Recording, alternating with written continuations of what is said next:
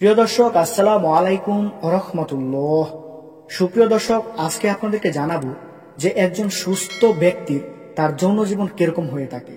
একজন সুস্থ সবল ব্যক্তির জন্য তার যৌন জীবনটা কেমন হওয়া উচিত, এই বিষয়ে আপনাদের মাঝে আজকে আলোচনা করব। অনেকেই আছে নতুন বিয়ে করেছেন, তারা জানেন না যে তারা বিবাহ জীবনে সুখী আছেন কিনা দুঃখী আছেন, কনফিউজের মধ্যে পড়ে যায়। তো আজকের ভিডিওর মাধ্যমে আপনাদের সকল কনফিউশন দূর হয়ে যাবে। তো চলুন শুরু করা যাক।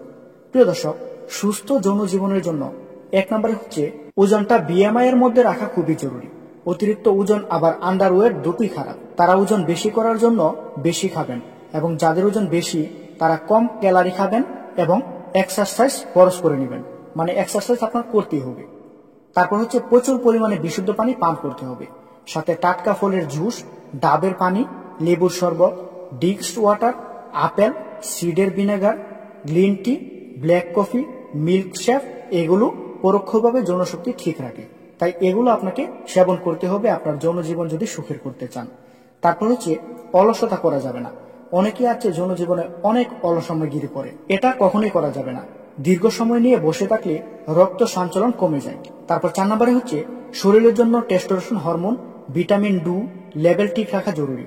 অনেকেই আছে যারা বিভিন্ন প্রকার আসক্তির মধ্যে জড়িয়ে তারা তাদের শরীরের টেস্টোস্টেরনের ক্ষমতা কমিয়ে ফেলেছেন, টেস্টোস্টেরন হরমোন কমিয়ে ফেলেছেন। তো তাদের ক্ষেত্রে বলবো আপনারা এটা করবেন না, অবশ্যই এটাকে একটা ব্যালেন্সের মধ্যে রাখবেন।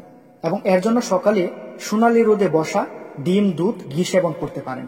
এগুলো করলে আপনার টেস্টোস্টেরনের মাত্রা বেড়ে যাবে এবং আপনি দৈনন্দিন জীবনে এবং দাম্পত্য জীবনে অনেক সুখী ফিল করবেন। তো দর্শক, আশা করছি আপনাদেরকে বোঝাতে পেরেছি।